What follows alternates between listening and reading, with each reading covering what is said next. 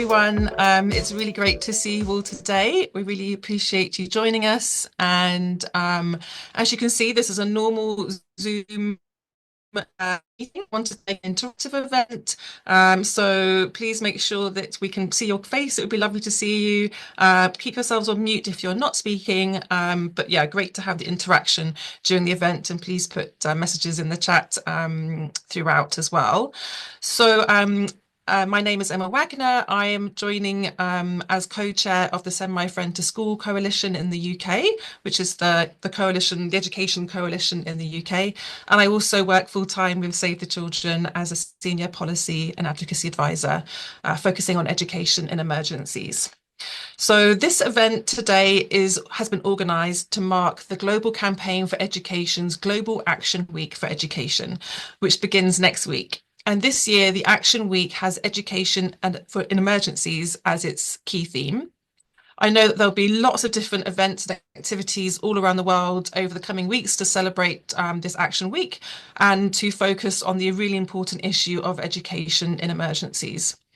This event is organised by ENACE, which is the regional grouping of the Global Campaign for Education coalitions that are based in Europe and North America.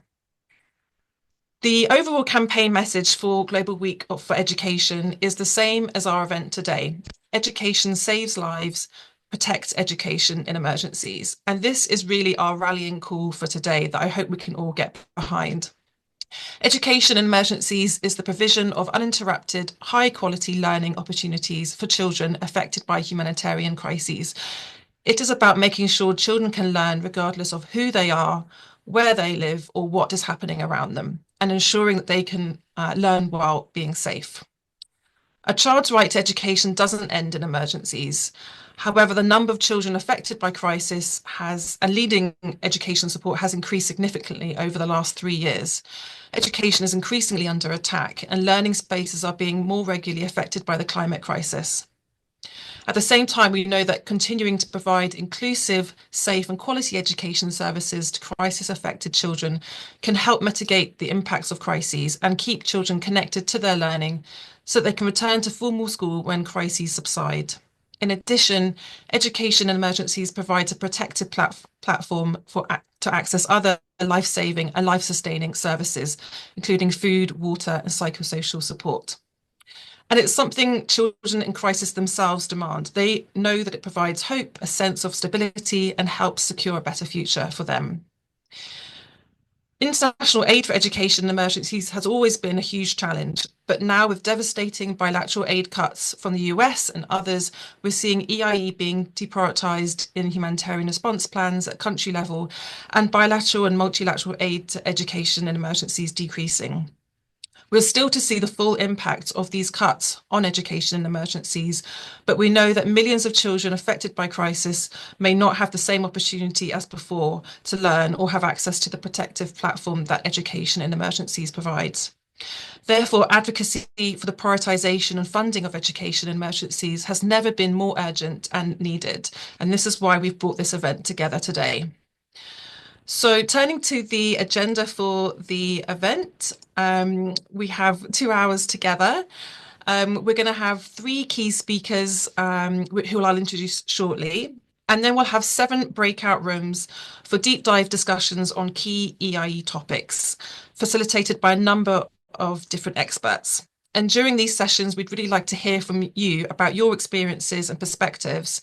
And at the end, of all the different breakout rooms, we'll be developing short advocacy messages on each topic. And we'll have instructions about how to join those sessions later on. But to give you an idea of which deep dive sessions we'll be having, we'll have one on localization from Tyler from Street Child and TK from CIYOTA.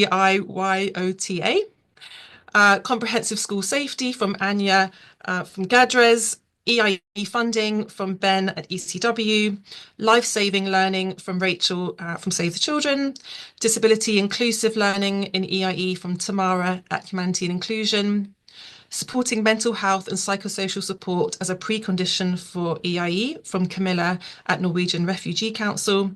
And we have an open breakout room as well for any other subjects that you might want to discuss that you feel you want to come to. So I hope you'll find that there's a really interesting selection of breakout rooms to join, and I look forward to joining those later on. I'm now going to turn to the key speakers to introduce them. I'll introduce all three of them first, and then we'll start with the first speaker. So it's a real pleasure to introduce you to Farida Sonia, who's from Burkina Faso. Farida is a lawyer, blogger, and the founder of Network of Heroines for Faso, a community organisation dedicated to defending the rights of girls and women. This organisation is a member of the National Coalition for Education in Burkina Faso. Farida is a mentor as part of the National Women's Leadership Campaign, where she supports 3 young girls each year to assert themselves and become actively involved in their communities. In March 2025, she was also named the most promising female achiever by the National Women's Leadership Campaign in Burkina Faso. Our second speaker is Yasmine Sherif. She's the Executive Director of Education Cannot Wait, the Global Fund for Education in Emergencies and Protracted Crises. She's a lawyer who specialised in international humanitarian law and human rights law, and she has over 30 years of experience with the United Nations and international NGOs. She joined Education Cannot Wait in 2017, overseeing the establishment of the fund's secretariat and the rapid growth of the fund's operations, with over $1 billion mobilised and investments in more than 35 crisis-affected countries. She works closely with public and private donors, host governments, UN agencies, and the international and national civil society organisations to inspire political commitment and inspire funding for increased funding for education in emergencies. And our third speaker is Faiza Hassan, who is the director of INEE, the Interagency Network for Education Emergencies, which is an open global network of members working together within a humanitarian and development framework to ensure that all individuals have the right to safe, quality, relevant and equitable education. Faiza has 20 years of experience working in education emergencies in technical and leadership positions, including in the intersection with child protection and social policy reform and humanitarian response. After the speeches, I'm afraid we won't have time for Q&A with our speakers, but I hope that we'll be able to discuss a lot of the things that they have raised in the breakout rooms that follow. So first, we will hear from Farida. Please note that Farida will be speaking in French. So if you need to see the English translation, please look in the chat box where we'll be able to see the translation there as she speaks. So over to you, Farida. Merci beaucoup. Rebonjour tout le monde, je suis Farida Tiemtoré, je viens du Burkina Faso, le pays des hommes intègres. Je suis juriste de formation, je suis également blogueuse engagée dans la promotion des initiatives féminines et présidente fondatrice d'une organisation de jeunes filles appelée le réseau des héroïnes du Faso. Notre organisation a débuté en fait son aventure avec un blog en 2019 et depuis 2021, nous sommes une organisation légalement reconnue par les autorités et nous travaillons sur les thématiques relatives à l'éducation, le bien-être des jeunes filles. Depuis plus de 8 ans, je milite pour l'égalité des genres, les droits humains et l'accès à une éducation inclusive, surtout pour les jeunes filles vivant en situation de vulnérabilité. Et dans le cadre de nos activités, nous avons mis en fait en place un programme de soutien à l'éducation scolaire appelé École des héros. C'est un programme que nous avons pensé en fait en tant que jeunes parce que aujourd'hui au Burkina Faso, avec les nombreuses crises que nous connaissons, à savoir la crise humanitaire et la crise sécuritaire, il y a beaucoup de jeunes filles, il y a beaucoup d'adolescentes, il y a beaucoup d'enfants qui n'ont plus en fait accès à l'école. Et donc, à travers notre programme scolaire, nous mettons les jeunes en avant, c'est-à-dire des jeunes comme moi qui prennent l'initiative de donner 200, 500, 1000 francs, 10 000 francs pour justement accompagner un enfant, pour permettre à une jeune fille de retrouver en fait la route de l'école. Et grâce à notre programme scolaire, nous donnons d'une part des bourses scolaires, nous donnons aussi des kits scolaires, nous donnons en fait des kits de dignité. Parce qu'on ne se limite pas seulement qu'à payer leurs frais de scolarité. Payer leurs frais de scolarité, c'est bien, mais ce n'est pas suffisant. À côté, il faut permettre justement à ces jeunes filles d'avoir de quoi manger, d'être dans de bonnes conditions pour pouvoir étudier, pour pouvoir en fait réviser, d'où les kits de dignité. En plus de ça, nous travaillons en fait sur leur bien-être psychologique à travers un soutien psychosocial qui est beaucoup plus focus sur des activités récréatives, des causeries éducatives et aussi des discussions en fait avec des psychologues, parce que la plupart de ces enfants, la plupart de ces jeunes filles sont touchées mentalement, voilà, du fait de la guerre et tout. Aussi, dans le cadre du projet Une société juste, équitable, résiliente et pacifique, nous avons commencé depuis 2022 l'aventure avec la Coalition nationale pour l'éducation pour tous. Je pense d'ailleurs que c'est grâce à cette coalition que je suis là sur ce webinaire ce soir. Et cette collaboration, en fait, nous a permis de participer à plusieurs initiatives, notamment à des campagnes en ligne, des campagnes sur le terrain, telles que la Semaine mondiale d'action pour l'éducation. Et cette dynamique, en fait, a renforcé notre engagement et nous a conduit à rejoindre la coalition en tant que membre actif. Donc, depuis, nous contribuons, en fait, régulièrement aux efforts de plaidoyer pour une éducation inclusive et de qualité, surtout en période de crise, c'est-à-dire notre contexte actuel au Burkina Faso, mais aussi à des actions de sensibilisation sur les violences basées sur le genre et la justice climatique. En ce qui concerne en fait la situation actuelle de l'éducation au Burkina Faso, donc comme vous le savez, depuis 2015, mon pays, le Burkina Faso, connaît de nombreuses crises. Et en fin décembre 2022, par exemple, 6253 établissements scolaires étaient fermés du fait de l'insécurité, selon le rapport statistique mensuel des données de l'éducation en situation d'urgence du 31 décembre 2022. Le nombre d'élèves en fait affectés par les crises sécuritaires, sanitaires et les catastrophes naturelles est passé de 977 187 en fin novembre à 1 076 155 en fin décembre 2022. Donc, vous voyez en fait à quel point les crises, qu'elles soient sécuritaires, humanitaires, affectent en fait l'éducation. Aujourd'hui, il y a beaucoup d'enfants, il y a beaucoup d'adolescents, il y a beaucoup de jeunes filles qui ne partent plus à l'école. Et c'est quoi l'avenir en fait de ces enfants? Aussi, les enseignants sont menacés, c'est-à-dire ceux qui sont censés partager les connaissances sont incessamment menacés. Ils sont même obligés en fait à fuir ou à abandonner en fait leur poste du fait de la crise sécuritaire. Dans plusieurs régions, dans mon pays, le Burkina Faso, comme le Sahel, l'Est, le Nord, le Centre-Nord, la boucle du Moun, le Centre-Est, les structures éducatives ne fonctionnent plus très bien parce qu'il y a des sabotages. Il y a des sabotages des structures éducatives et ça complique davantage la transmission, ça complique davantage l'apprentissage, ça rend difficile l'éducation des enfants. En plus de tout ça, il y a la crise climatique qui aggrave la situation. Au Burkina, nous connaissons des inondations. Nous connaissons les fortes chaleurs. Et actuellement, la période de février, mars, avril, mai, ce sont les périodes de forte chaleur au Burkina. En plus de tout ça, il y a la sécheresse, il y a la famine qui force aussi des familles à se déplacer, ce qui crée de plus en plus beaucoup d'enfants déscolarisés. Et une fois de plus, quel est l'avenir de ces enfants si nous ne faisons rien? Donc, aujourd'hui, nous avons compris, que ce soit ma personne ou toutes les autres jeunes filles de mon organisation, le réseau des héroïnes du Faso, que l'éducation est profondément menacée au Burkina Faso, non seulement par les attaques armées, mais aussi par un manque de préparation adéquate face aux situations d'urgence. C'est vrai qu'au Burkina, nous avons une stratégie nationale d'éducation en situation d'urgence, mais sa mise en œuvre souffre d'un manque criard de financement. En ce qui concerne en fait les impacts spécifiques de la crise sur l'éducation des filles, comme vous le savez, dans toute crise, les jeunes filles, les adolescentes et les femmes sont le plus touchées et à plusieurs niveaux. Déjà, il y a l'abandon scolaire précoce. Les filles sont les premières à être retirées de l'école pour aider les familles. Dans un ménage, dans les villages, quand il y a des enfants, il y a des jeunes garçons, il y a des jeunes filles, les parents trouvent plus rentable de laisser le jeune garçon poursuivre l'école que plutôt la jeune fille.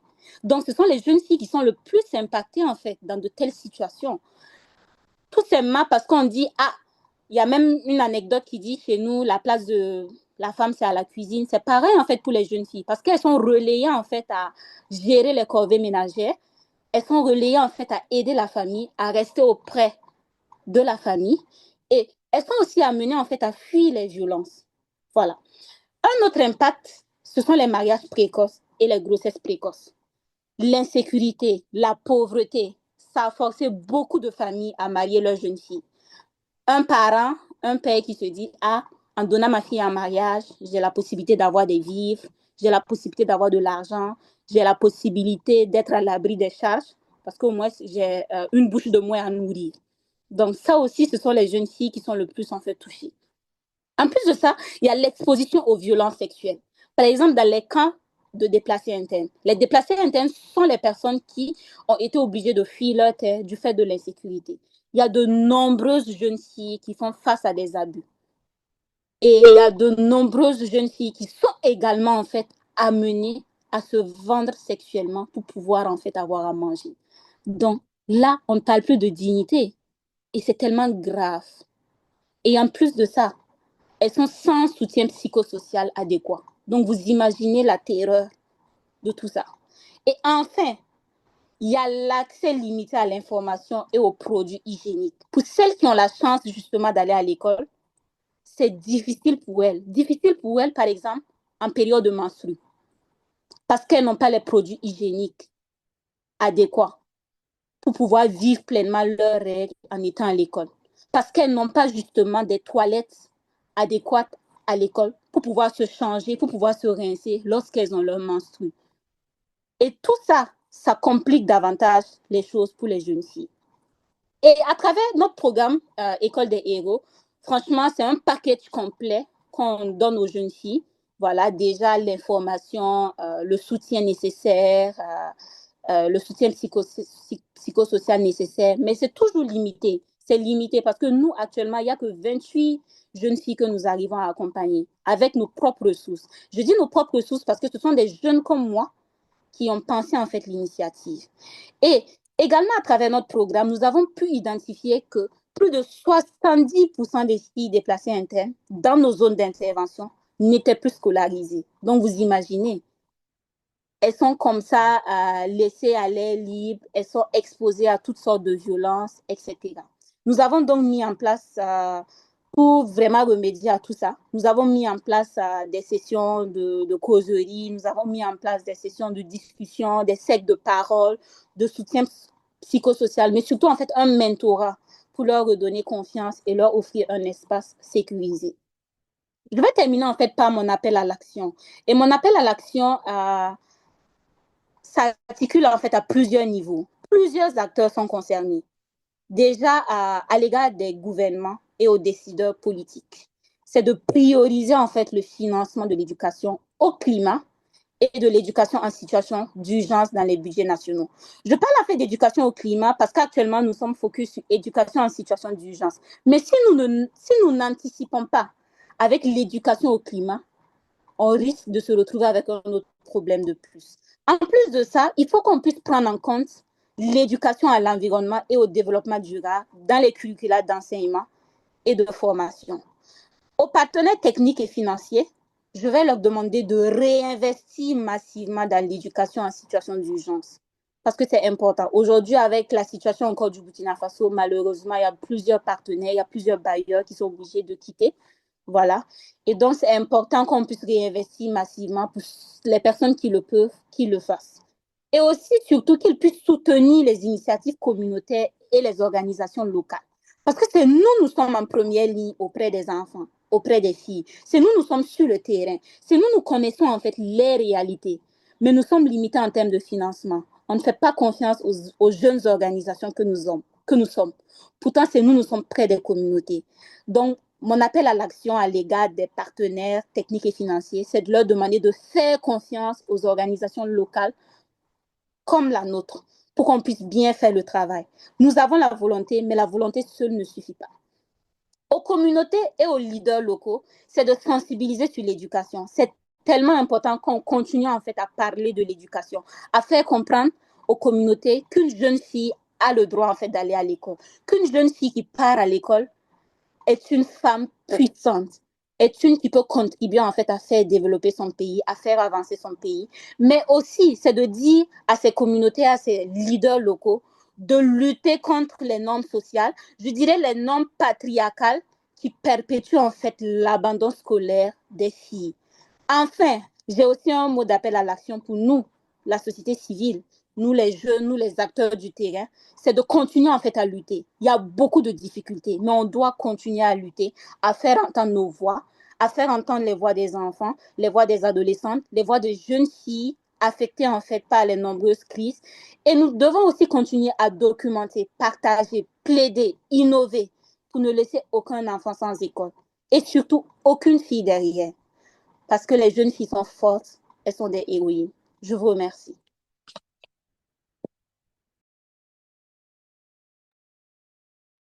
Thank you so much, Farida, for your really powerful remarks and fantastic perspective from the situation in Burkina Faso. It was really interesting to hear how there's a number of different crises impacting the country, from insecurity to health to a number of climate crises, and how I guess we have to have a sort of flexible approach to delivering education emergencies, considering all these different types of crises impacting the education system, and how preparedness and resilience in the education system is really needed. And I think we heard your call there for more support to community organisations who really know the communities well and have those relationships with the local area and know how to support their communities the best. So what can we do to lift up those community organisations as much as possible? And also your call to make sure that children themselves are heard and that we respond to their demands in emergencies. So we really appreciate you for all your remarks, and we look forward to you continuing to join the discussion with us throughout this event. I'm now going to pass to Yasmine Sherif for your remarks. Thank you so much. Thank you very much, Emma, and merci à vous, Farida. I think it's very good that we brought somebody from Burkina Faso. And I was out there with NRC, Jan Egeland, a year or so ago, maybe two. But there are so many challenges in Burkina Faso.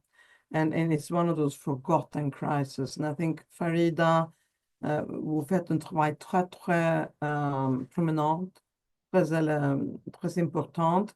J'aime beaucoup l'école de héros. I love the idea of heroes, the school of heroes. I mean, we need to start using superlatives because that's the only way to describe children in general who have resilience, suffering from conflict and climate disasters, and girls in particular. There is nothing less than a superlative to describe them. They are our heroes. Now, I have been asked to speak more on funding since we are a global fund.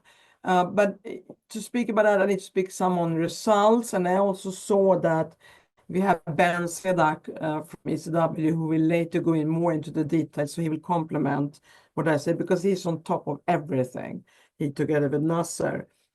But first of all, as Emma and many of you know, when ECW was started, when we started building this operation, there was an estimated 75 million children. Okay, I'm not so sure that estimate came about, but it was there. The other thing that was there when we started building, and I think that was part of our diagnosis, like trying to understand why is education not funded in emergencies? Why is it being pushed aside like this? And Thailand knows this very well because it was around back then. And for me, what I immediately saw was, well, no one is working with the cluster. Most of the education actors don't even know what the cluster is. So when you start creating your parallel education structure, coordination structures, you're losing out on all the support that you can get from the humanitarian coordinator, from all member states, through the cluster. So that was something we reinstated, or we actually said the cluster has to be the coordination mechanism for education in emergencies, and we need to approach all the humanitarian coordinators so that they understand that education has to be a priority. And I think we even managed to get education through Mark Lowcock into the TORs of every humanitarian coordinator as a priority. They used to have protection and gender, but we put EIE. You have to prioritize EIE. And then, of course, we also have UNHR working groups on education. And that's fair enough because UNHR do coordinate everything that relates to refugees. But I mean, these are the primary coordination mechanisms, and we need to stand by this. So that was one way of attracting more funding. Now, eventually, we had a new analysis a few years later done by our M&E team, and they concluded, sorry, the figure is like triple, quadruple. It's 222 million children, actually, who are either completely out of school or who go to school, but there's no learning material, no trained teachers, and a tiny little bit of children in crisis, conflicts, climate disasters, forced displacement, who actually learn to read and write, but that's it. You can't change the world in your own life, in your society, if all you can do is read and write. It's a great beginning, but you need so many other things. And I saw here what is the priority. I mean, I am one of the staunchest advocates for MHPSS. But I just look at it from a broader, without funding, we can't do MHPSS. Without funding, we can't train teachers. Without funding, we can't have school meal. But I do believe that MHPSS is a top priority because all of these children, and I met so many, edgy teenagers, in Lesbos camps in Greece and out across sub-Saharan Africa and the Middle East and elsewhere. And it's okay to be an edgy teenager, but if you don't get the proper education, it can really go the wrong way. And for the girls, it's terrible because they get married away. You know all of that. You're education experts. So anyway, and over the past 3 years, it has kept escalating the number of children who do not access a continued inclusive quality education. And over half of them are girls. I mean, you know the situation for girls in Afghanistan, and I want to reassure you that we work with civil society there, some civil society organizations who have been on the ground forever, who know how to negotiate with local commanders and local civil society, and we keep implementing education for girls above grade 6. We're breaking the rules, so to speak. And I as a lawyer, I think if the rules are hurting human beings or hurting a girl from going to school, then those rules had to be broken. And you may have heard about the film The Rule Breaker by Sumaya Faruqi. So now we are dealing with 234, and I don't even dare, that's the last research we had. But if you look at what's happening in Gaza, in Eastern DRC, and in Sudan, I'm afraid that the number is growing day by day now. It's escalating every day. So we have all of that. And then suddenly, completely unprepared, the funding situation just plummeted like this. Donors pulled out. One major donor, and you know that major donor just froze, stop working order. And in Europe, many donors are today shifting from ODI, or ODA actually, ODA to militarization. Because there's a war in Europe, and we also see a movement towards the right in many elections, where the original ideas of humanity, impartiality, solidarity, servicing, especially children, the inherent right to education, these things are becoming not the priority. Today, it's more normal to bomb a school than to fund a school. I mean, you just see the madness we live in. That's why we must not give up. That's why we have to fight together, because funding is going to be the key to unlock all of that.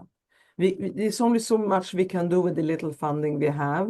You know, in Europe, a child costs about $11,000 a year to go to school. And in the countries where we operate with you guys, I don't know, it's $150, maybe $200 at its best. And then you speak about quality education. The injustices and the socioeconomic inequity it's absolutely, it's not real. It cannot be possible that we are so cruel to one another. But I mean, this history has been like that. But we are the ones advocating for those children and for their rights. So we can never give up hope. And when you hear Farida speak with such confidence, living in it, we mustn't give up hope. Now, before I tell you a little bit of our results, well, I can say, yes, there's a big funding gap. For ECW, and since we are here now with civil society, and I know that civil society is sometimes worried that, do we get enough? Because you actually do a lot for resource mobilization for ECW. You are part of creating ECW. So do you get your lion's share? And I just want to reassure you, we're all aware about that. The thing is that we don't decide at headquarters who gets the funding. It's done in the cluster or in the UNHCR refugee working group. So for all of you who have field presence, you need to be at the table. You need to show your added value. And if you still are not selected, then you can call us. You see? We don't want anyone to take more advantage of ECW's investments than another. And I can say that civil society, because there is so much pressure on you from donors, the best learning outcomes from the examinations that you do are the best ones that we have in our results report. The greatest joint programs we have are those who are led by civil society consortiums. This is not to say that the UN doesn't play a critical role. UNICEF, WFP, UNESCO, World Food Program, they do great work as well. But we have a number of civil society organizations who are working so very hard with lesser benefits and produce so many results and have shown to be brilliant coordinators and leaders for the consortiums. So my appeal to you is be in every single cluster meeting and keep arguing your added value so that you get in as a direct grantee, not sub-grantee, as a direct grantee in the program. That prevents overhead costs extra, okay? And you have so much good to offer. And also you have an access that not everyone has. So that is what we can do, and should you not be heard, you can always contact us. That's the moment we intervene. Just so that you're aware. What we will do in ECW now is that we want to become a model example of restructuring. That is not one that fires people left and right and put people on the street, and they have families to support, they have a life, and look after all the senior managers and forget about the others. That's brutal and it's abusive. What we will do is that we'll keep a small presence in New York, because it's the political headquarters of everything that happens in 93 member states. A small presence in Geneva, because it's very important. It's the humanitarian capital. We have the global education cluster there. We have all the humanitarians and so on. We have to be there. But the rest of the team, and if this can help us to save the funding, will be moved closer to one location closer to the field. That will save travels. It will save duty stage costs, and they would be closer to you and your colleagues in the field. And if that works out, we may not have to let go anybody. And I think that's the most humane and the fairest way of doing things. And I think most of you have worked in the field. I certainly dedicated most of my life in the field, both with the UN and civil society. And I think working in our business of crisis and emergencies, the field is essential to be out there, to meet with people like Farida, to see the work they're doing, to meet with the children, not just on a mission, but to live amongst the people. So I think that we could come out with a group. The other good thing is that ECW is not that big. So we can't cut thousands and thousands like others. And we look to you from all the different civil society organizations, from Street Child to Save the Children, to Plan, to War Child, to many of the local organizations. Yesterday we had a big joint program with local organizations in Somalia. And all of you that I forgot to mention, doesn't mean that you don't matter, you matter. But you are ECW because you're the implementers, you're doing the work. Our job is just to rock and shake the world to get the funding, and we couldn't do it without you. And that's another thing I want to stress is that when it comes to resource mobilization, civil society is much more geared at mobilizing resources for ECW, looking at the larger good. I don't need to give the other side of the coin, you get it.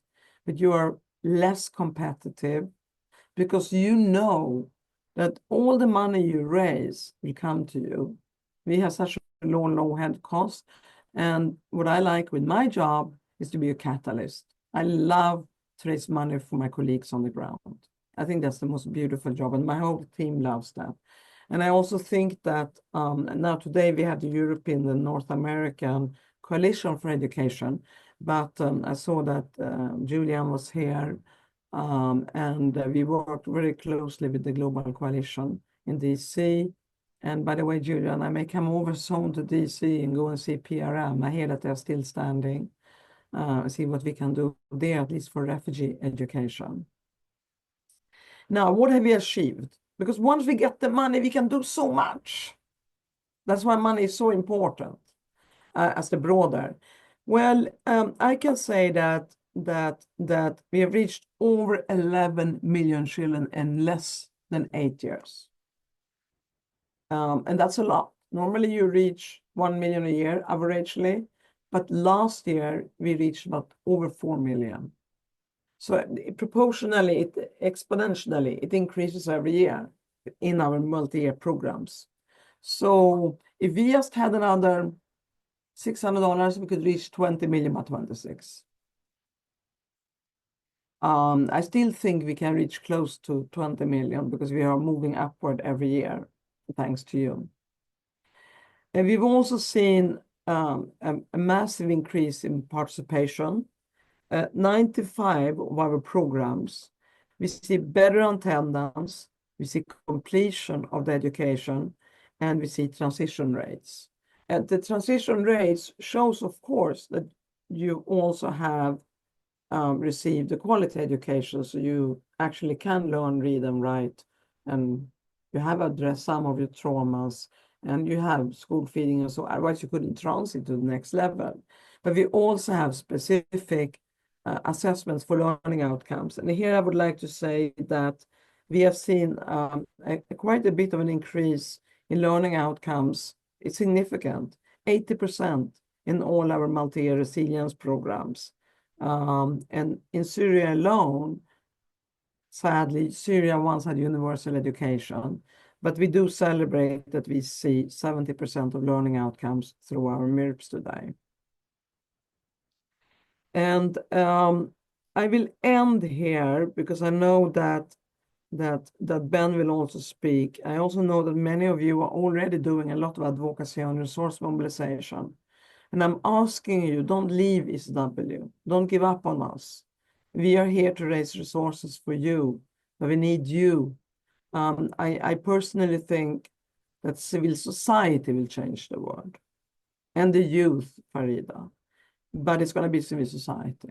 If we want to change the world to a better place and make sure that every child living in a crisis has access to education, it'll be the society that does it in the end, but it'll also be the society that realizes that if you want to end the education crisis and emergencies, you better end the wars. You better stop bombing. You better stop bombing schools and teachers and other areas where you have well, you respect the Safe School Declaration, but you also respect the Geneva Convention, international law. So you can do that, you're civil society. So I want you to scream as loud as you can. We have a new tagline, but I don't know. I'll throw it to you as a question. You let me know whether you think it's a good tagline or not. You can do it in here. If you don't like it, we won't do it. Then send us another tagline. But we were playing around here and we said, we can and we will. It's just this power of willpower. We can and we will tag. But you may want to play around with that and send us a tagline where we speak about funding for education. But remember, the audience needs to feel something. It's not enough that we say something nice. They have to like, oof, I have to do something. So play around with taglines. If you can't send them today, just send them straight to me. It's okay. Or to Jelena or Kent or anybody in the team, Nasser. But send and copy me. But we need some strong tagline. And we're also planning to do a campaign video. I think I'm going to devote more and more time trying to reach out to private sector, and my colleagues are doing that. Ben can brief on that. But I don't think we should let public sector get away with it either. It's not okay to arm more so that more schools might be bombed, and then, okay, I'll add some more to education, because we have to rebuild that school anyway with that money. So please be bold. And I'll conclude by saying, and I love this, be alchemists. You know what alchemists are. But it's not just about copper turning into gold or so, no. It's a person like us who's seen all that human suffering out there. We've seen these kids in South Sudan are sitting under a tree with worn out clothes. We have seen the refugees sitting on the Greek Aegean Islands. We've seen the children in sub-Saharan Africa, in Mali, running from their villages on fire. We have seen children in Gaza walking around picking the limbs of their parents. We've seen all of that. An alchemist, and we are all alchemists here, and we are 99, 100 alchemists around the table, takes that pain, that ugliness, and all that is so very wrong, and turn it into beauty, funding, change, positive change. It's like you can throw as many stones as you want. I'll build a castle out of it. That's who we are, 98 of us, and all your colleagues in the field. And together we'll make it happen. And remember, send me the tagline, and I am always available. And so is all this W staff. We are here to serve you, and we're going to get the funding. Thank you very much.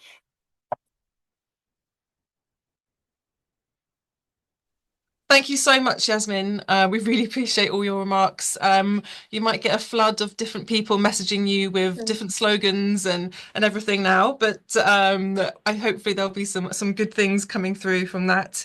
I think it was really important to hear, why ECW exists, why we need it, why we should continue to advocate for Education Cannot Wait.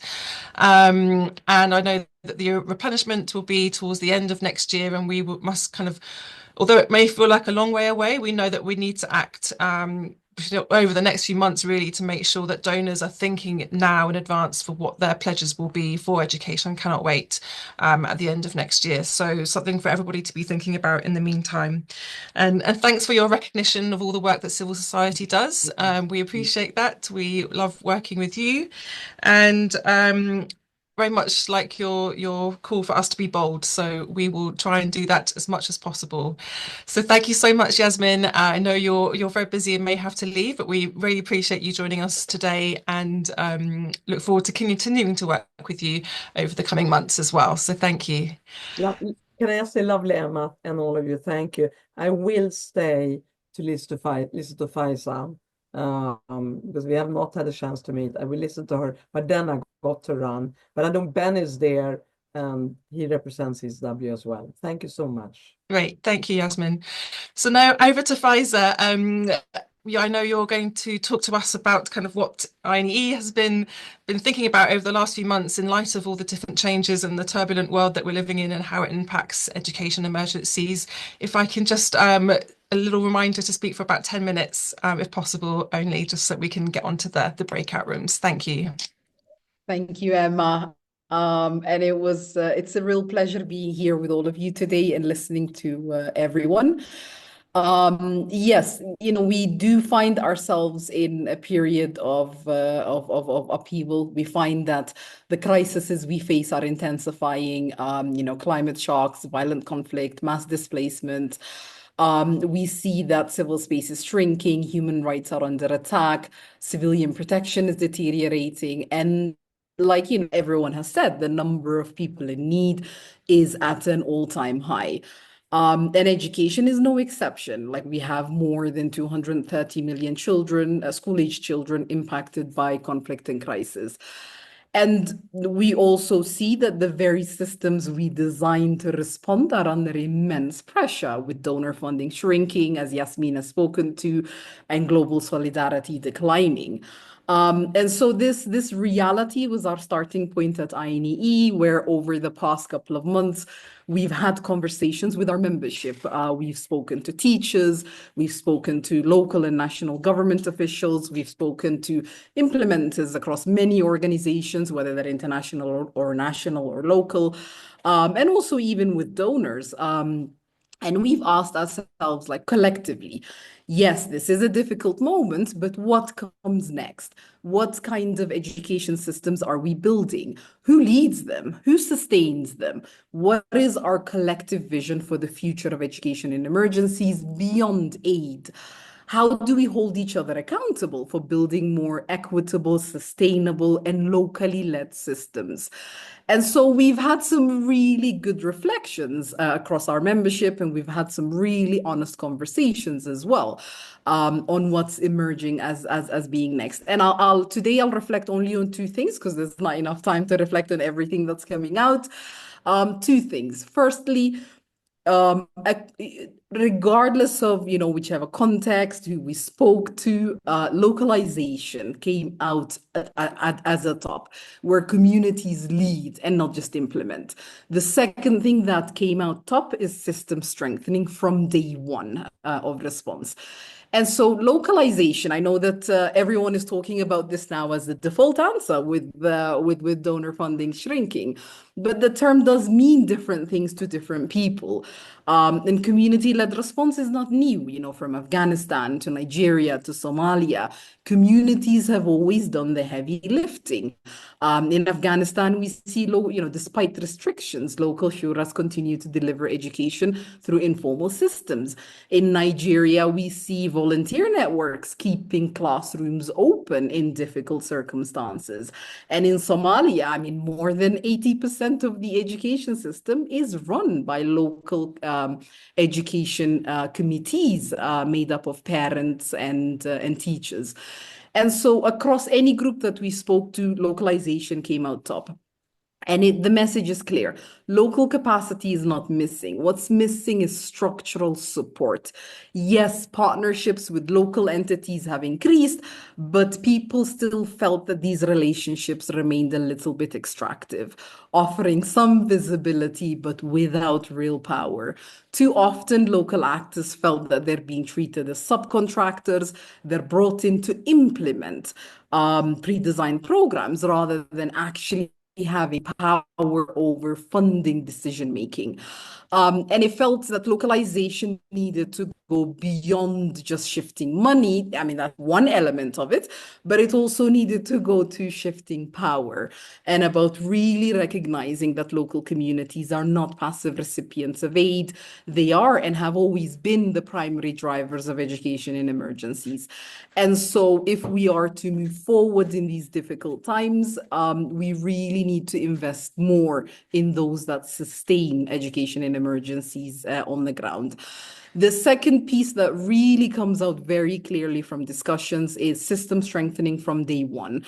Participants really, our membership really felt that meaningful investment in system strengthening was critical.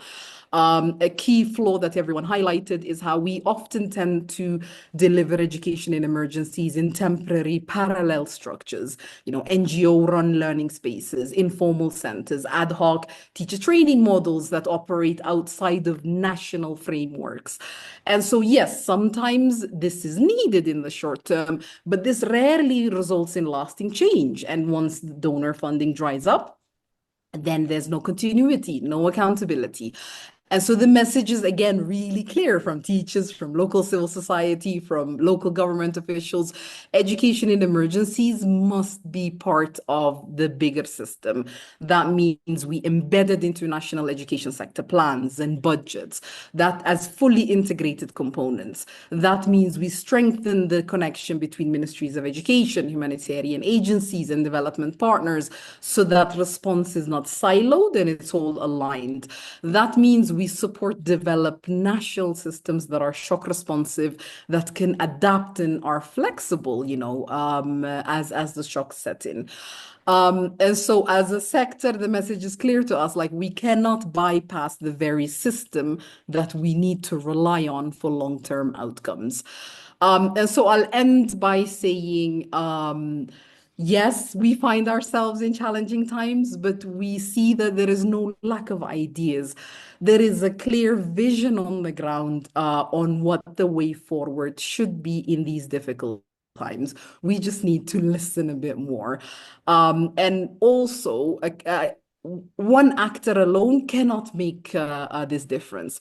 Real change requires a shift across the entire ecosystem, and it will take collective leadership and sector-wide accountability to achieve.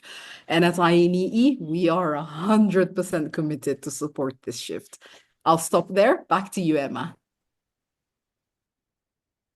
Thank you so much, Faiza. I think it's been really good to hear from you. We know that, we're all going through a bit of a turbulent time, lots of challenges.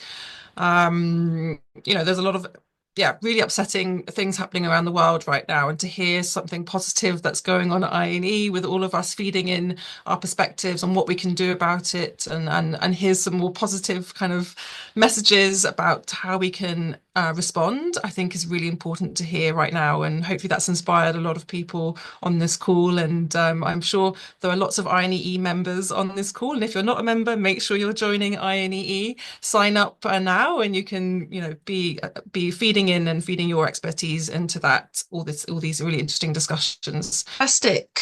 I think everybody's coming back now. The technology is working well. So I'll just wait another few seconds to see if everybody has joined us again. So we have about 15-20 minutes left of our event. Thank you for sticking with us, and hopefully you had a really enjoyable discussion just now. We are going to have 2 minutes from each facilitator to briefly tell us what was the main discussion points or advocacy messages from each of the breakout rooms. So we will go around in order of the groups. So the first one was the localization breakout room. So over to Tyler and TK to tell us a couple of the key messages that you came up with.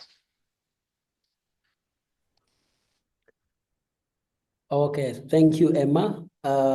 In our group, which was about localization, we came up with this key message. Localization and the sustainable impact starts with the shared ownership.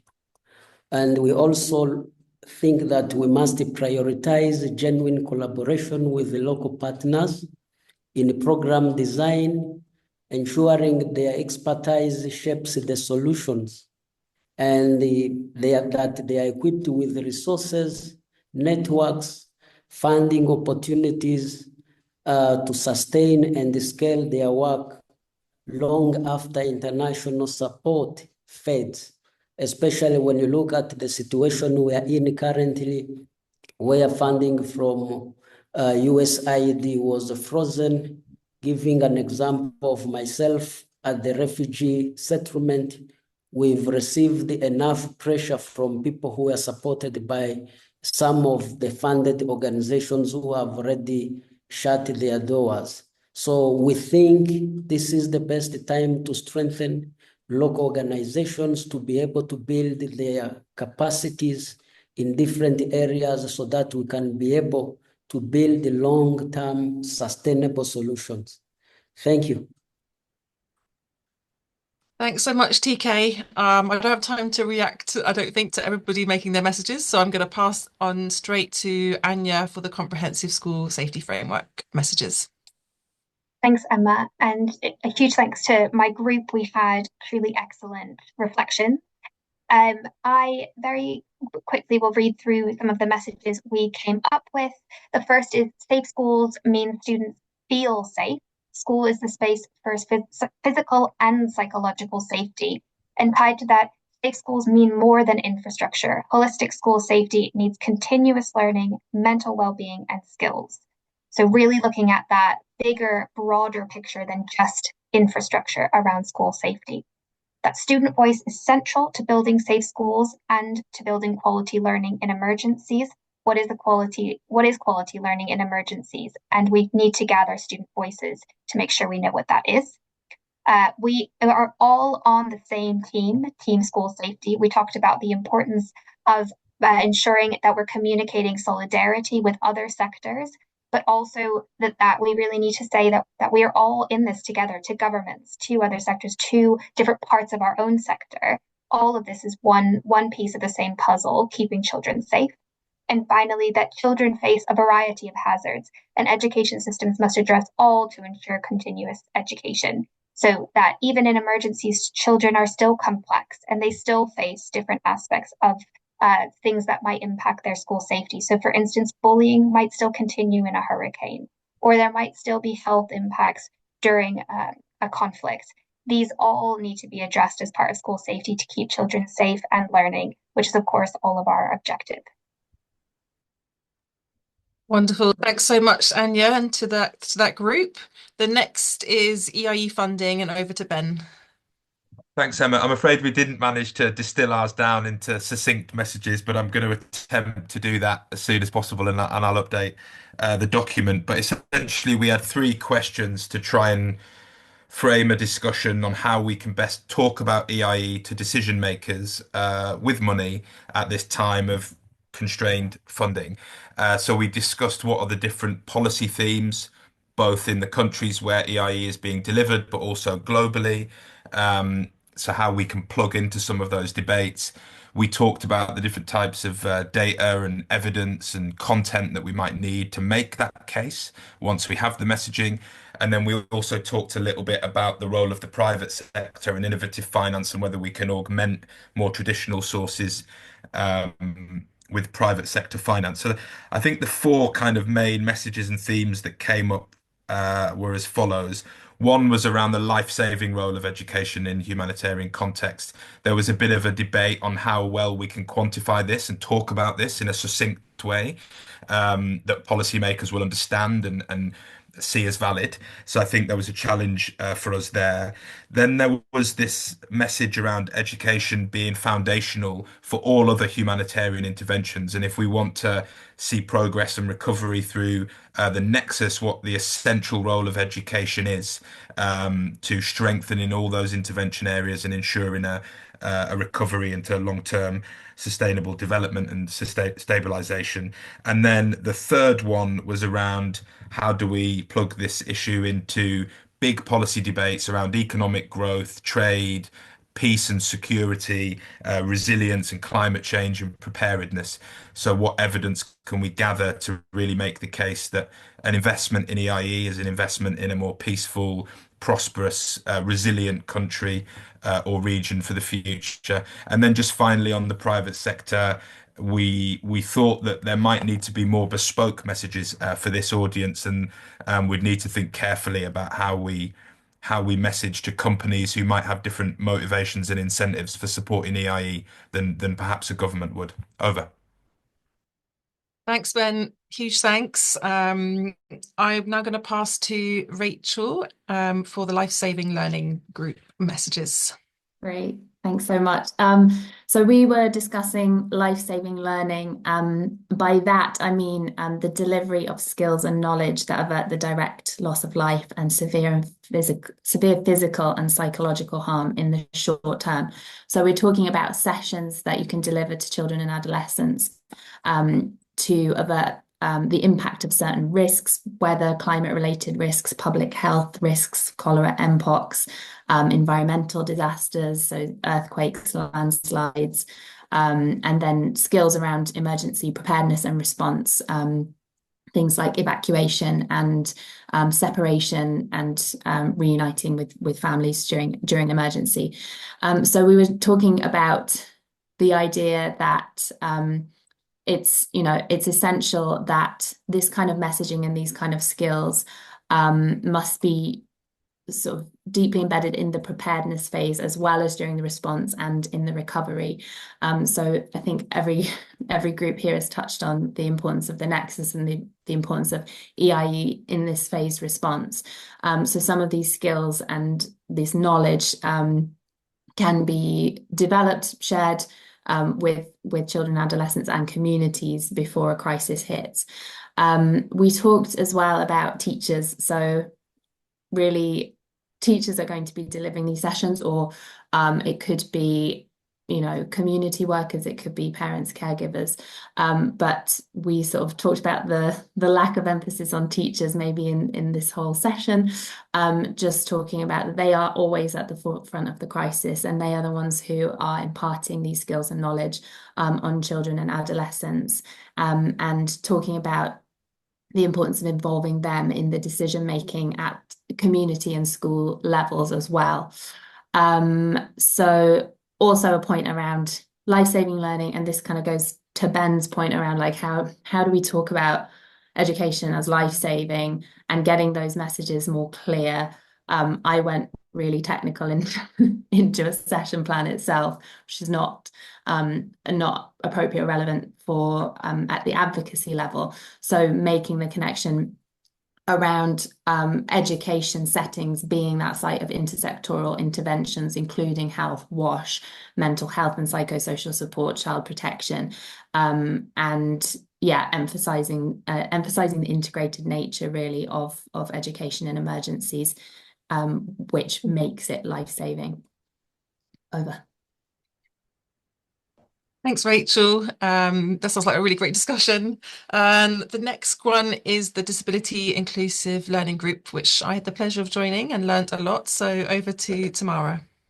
Thank you. First, I want to thank all the members of the group, and it's also been lovely to hear the recap of all the other groups. So on our end, we discuss the fact that education in emergencies and emergency setting in general is an opportunity to build an inclusive education system from the beginning. So in the recovery portion of emergencies, we need to think about disability inclusion in all its phases, in all the school system layers, and it's just an opportunity to do so. Much like it's been mentioned by a few people, we need to have preparedness, anticipated action before emergencies that are disability inclusive. That we need to be ready to when emergencies do happen to respond for all children and not just certain children. We've also discussed the idea that inclusive education benefits everybody. When a school system is structured to welcome and increase participation of everybody, it is yeah, it benefits every person attending that school. Much like a few that have already been mentioned, the importance of ensuring community involvement in inclusive education mechanism and including organizations with people with disabilities into the process of these reflections. So those are some of the thoughts we had on our end. Thank you. Over. Thanks so much, Tamara. And the next group is Camilla from the group that was looking at supporting mental health and psychosocial support as a precondition for EIE. Yes, that's a long title. 40 minutes seemed 2 minutes to me, so I won't be able to make justice to the group that provided really, really great expertise and thoughts. We started by discussing that research shows that 70% of people, children and youth exposed to a traumatic event or an emergency will recover if they receive timely and adequate support. So with that said, we were saying a child, a young person crying, stressed, traumatized cannot learn. We need to take care of the soul before working on academic achievements. And therefore, mental health, PSS, is the precondition to learning. Together with children and youth having to feel well, we also went back to what Rachel Group was also discussing about the fact that also teachers need to feel well and need to have a sense of safety before even starting looking into academic achievements. So I think I'll stop here and then I'll provide notes later. Thank you. That's great. Thank you so much, Camilla. And over to Beatrice for the open group. It would be great to hear what was happening in that group. Over to you. So the open group was what I did is I held the space, that open space. No one had the wish to raise another topic. Okay. But when I just heard the different feedbacks from the different groups, some of you mentioned that, well, EIE has to be also flexible and respond to the needs of every child. So with that open space, we tried to respond to the needs and wishes of every participant of our webinar. And of course, happy to see that the 6 very, very interesting topics were by far enough. I think we could have continued for a long time. Thank you very much. Thanks, Beatrice. Great. So we're coming to the end of our event now, and to let you know that we will be sharing the recording, the slides, as well as like a write-up of the key learnings and advocacy messages in an email to everybody next week, most likely. So please look out for that, and you're welcome to share that far and wide. So just to say a few thanks to the organisers of this event, Beatrice, Nadine and Leah, who really helped to make this event happen and did lots of the logistics. So we really appreciate all of that. A huge thank you to our speakers and all the facilitators who took the time and shared their expertise. I hope you found it a really interesting discussion and hopefully learned a lot and were inspired. And thank you all of you who participated in the event to make it really engaging. And as I said, I hope you found it interesting and took away some things for yourself, some learning, some new perspectives, maybe some new connections that you've made with different people, and hopefully it can shape our work going forwards. And I know that we touched upon kind of the very large needs that are increasing and the really turbulent time that our sector is in just now, but I hope this event has been like a nice space to come into and to learn from one another, and hopefully take some inspiration and motivation for our work going forward. So huge thanks. I think I see Crispin with a hand up, so over to Crispin. Yeah, sorry for coming in and stealing thunder. Sorry, Crispin, I'm co-chair for ENACE. I just wanted to say a huge thank you. You said a thank you to all the others there, but I wanted to say a huge thank you to you, Emma, for putting on a fantastic event for ENACE. We're very proud of the work that you've done and the others that you've mentioned. It's been a really positive event to bring everyone together and just to say thank you so much.